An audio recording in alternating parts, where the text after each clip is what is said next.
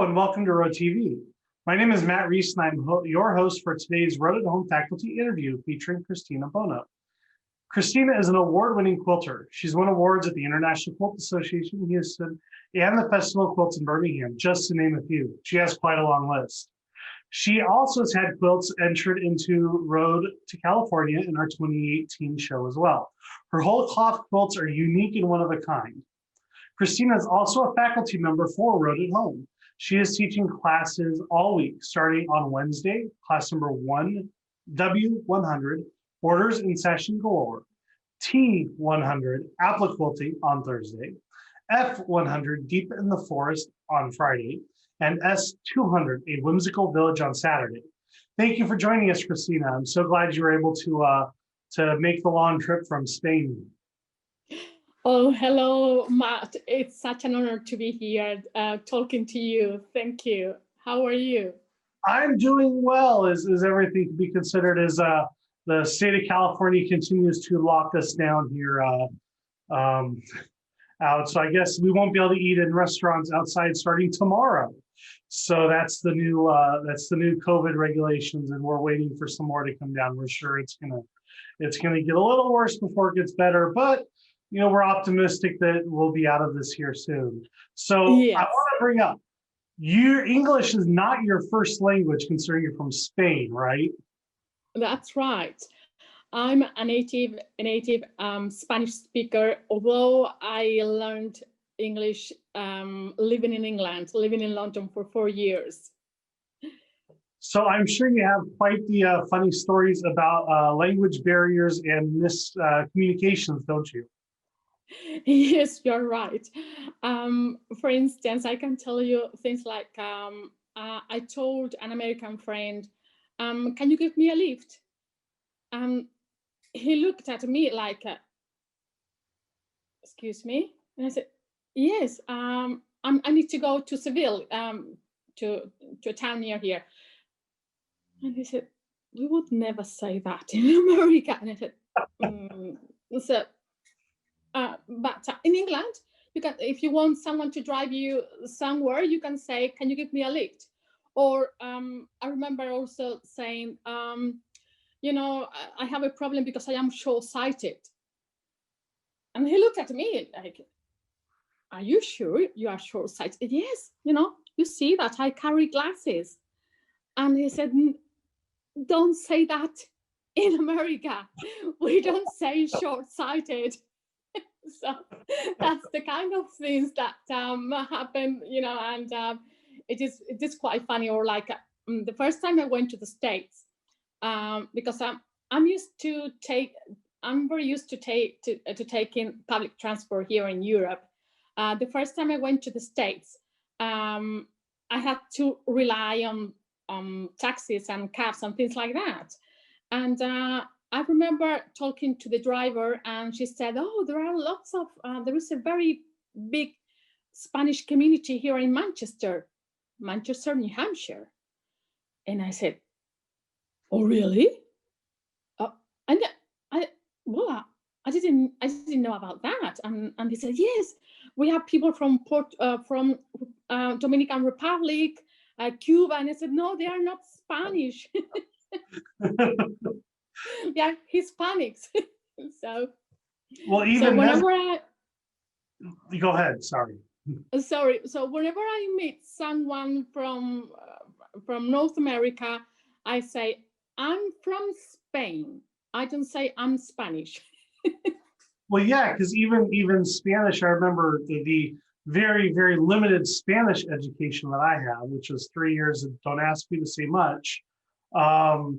Even that they warned us that Spanish in Mexico and Central America is different than the Spanish you'll speak in Spain. Yes, well, it's the same as Canada. Well, even the States. You have a very big country. You don't speak the same in Boston than in, I don't know, in Texas or in California. So it is just the same, really. That's funny. So on to quilting, how did you first get started quilting?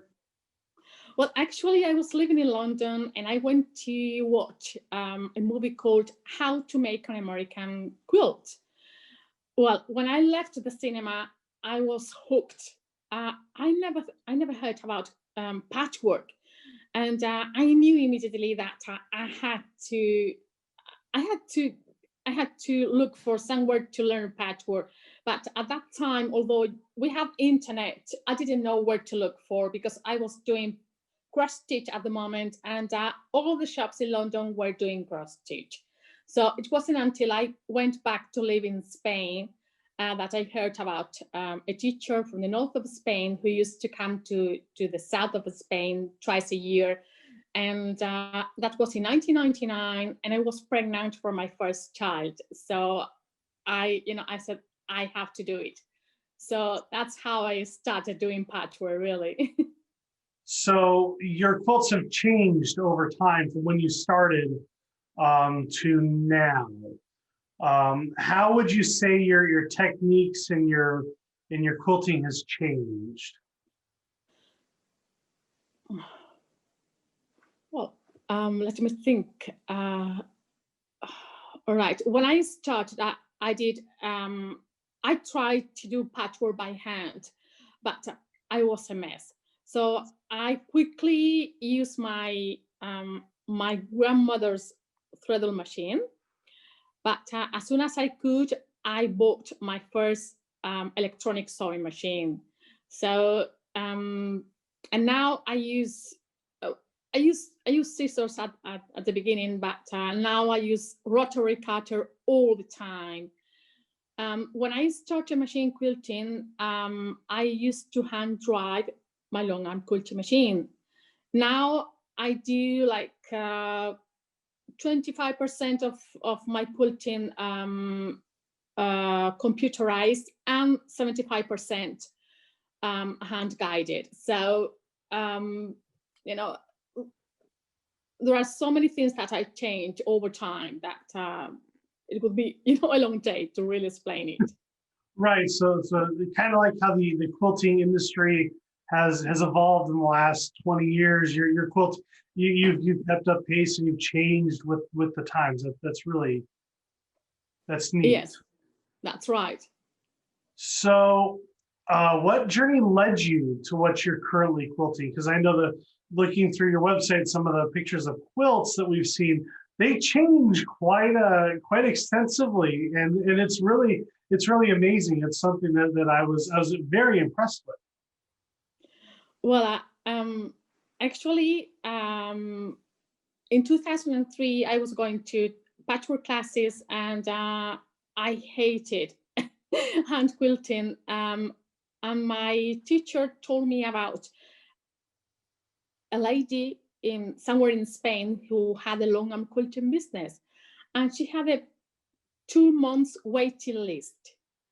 So at that time, I had a 3-year-old boy who is Asperger, and I was looking for a job that I could do from home. So to me, was perfect. So in 2005, I bought my first long arm quilting machine, and at the beginning, all I did was to quilt for others, and I'm not very good at piecing, so I did my first whole cloth in 2008, and I knew that that was my thing, doing the whole cloth.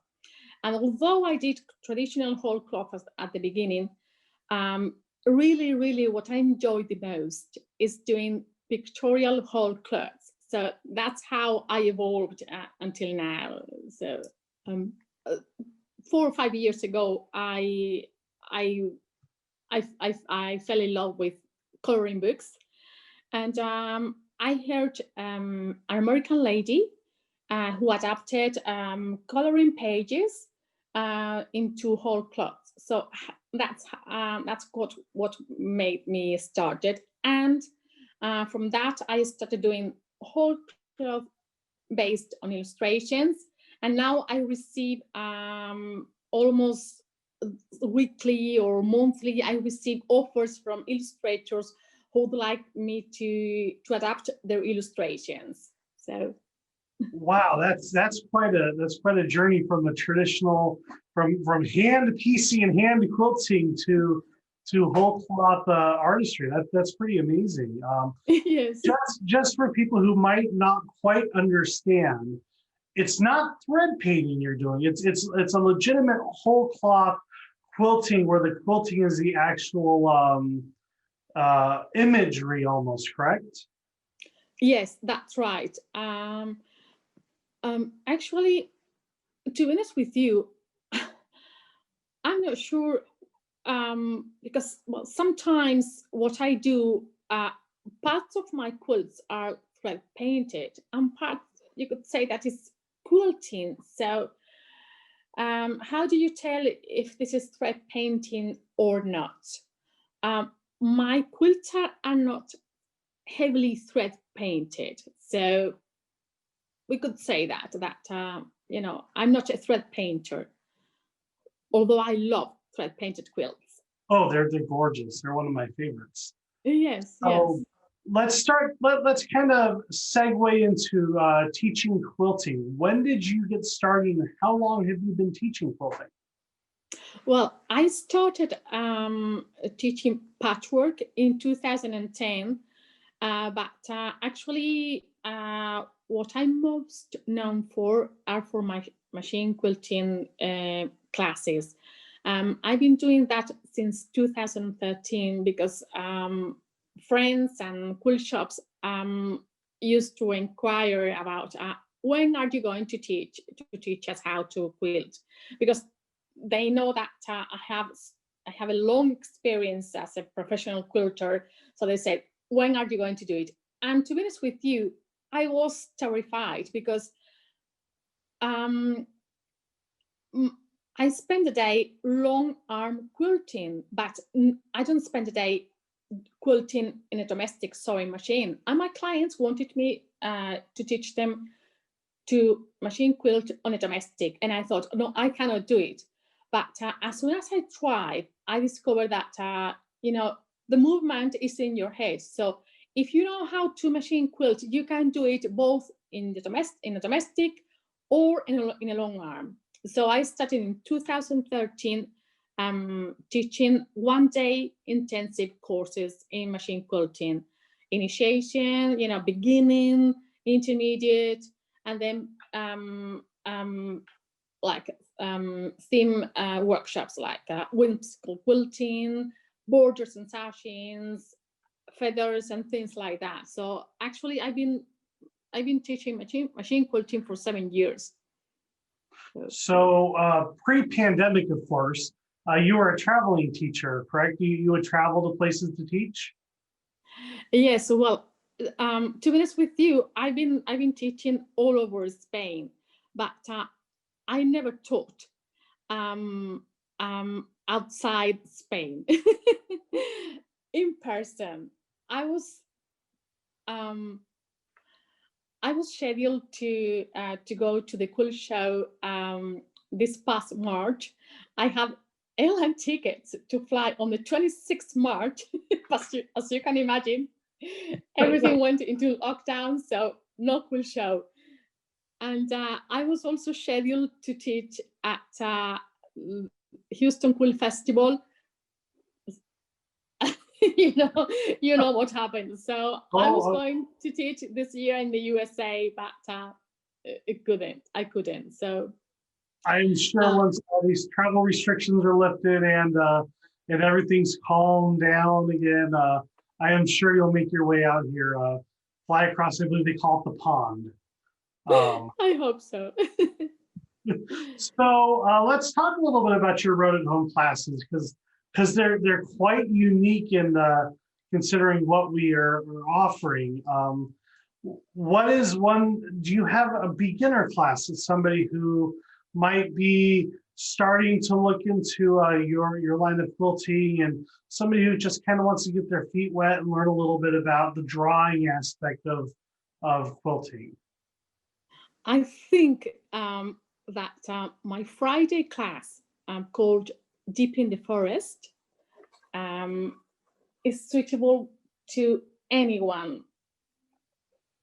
All right. This class can be as easy or as difficult as you want. All right.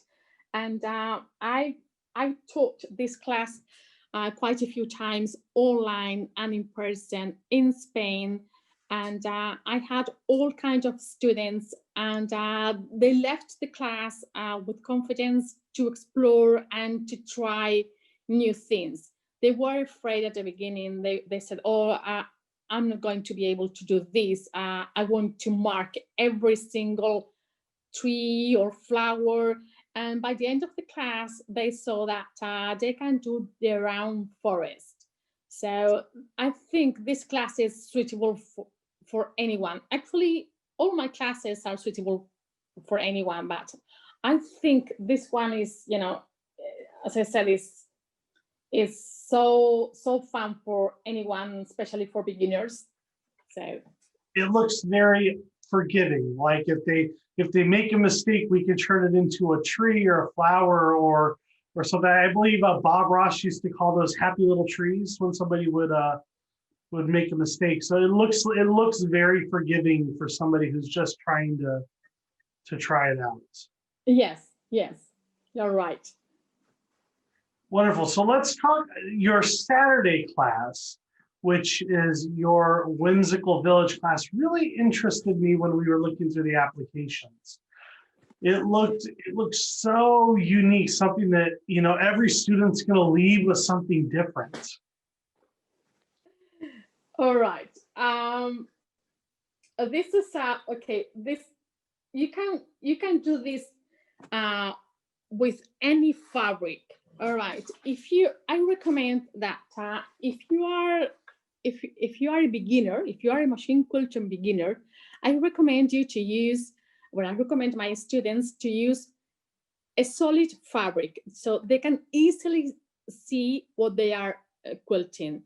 But if you are confident enough, I recommend people who are confident to use any hand-dyed fabric that they have in their stash.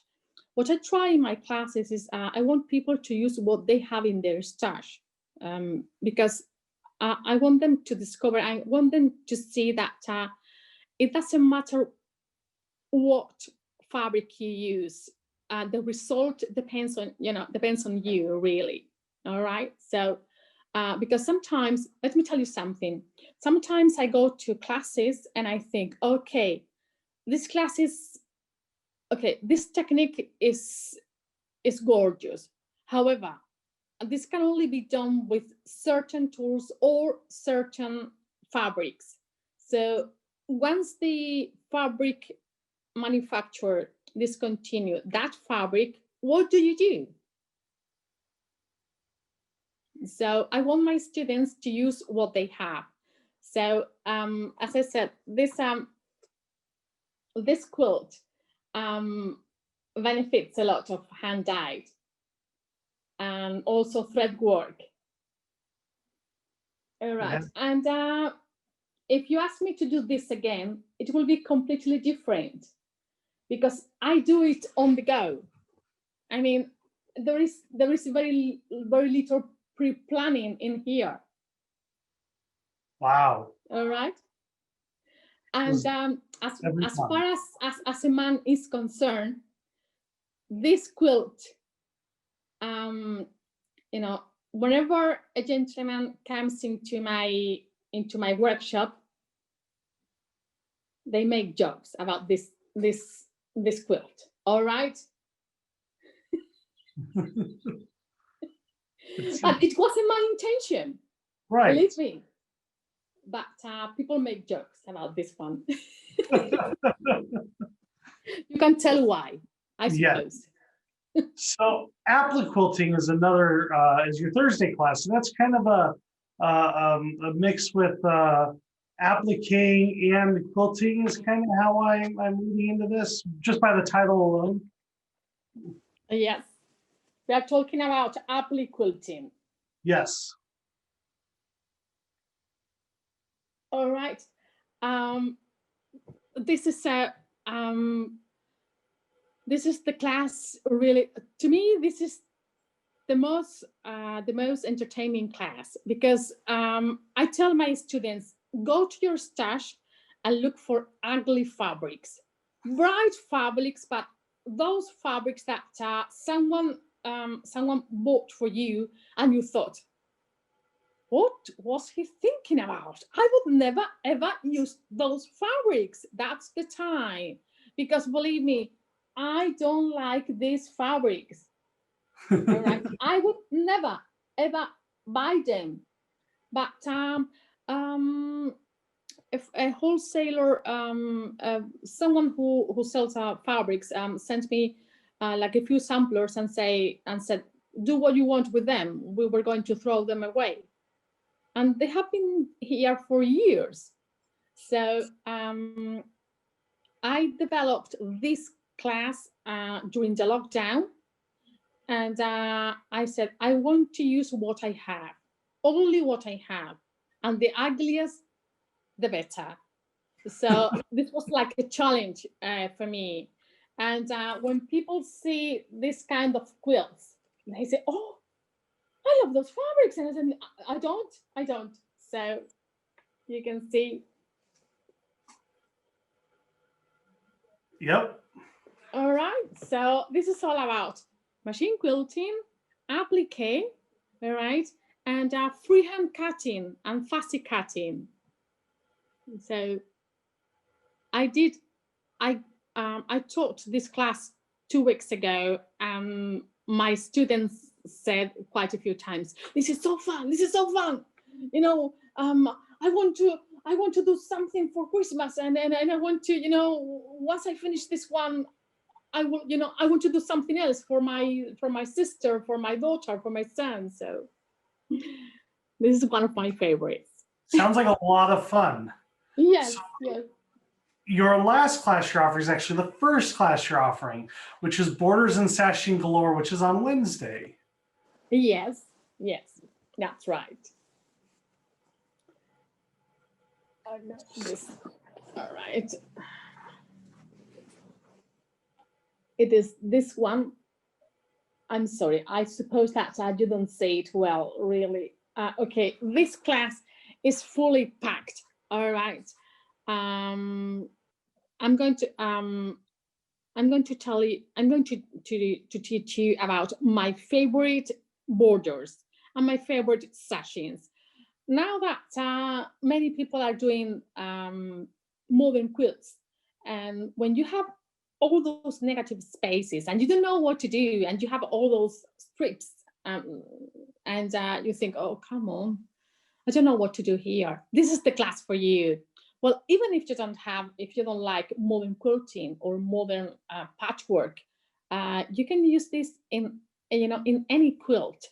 As a professional machine quilter, I receive samplers all the time. I mean, sampler quilts, and they are, at least in Spain, what people do, they want to do big quilts, but they want to do them quickly. So they add borders and borders and borders. You see what I mean? So they do like 12 blocks, sashings, and then they do one block. So sorry, one border, another border, another border.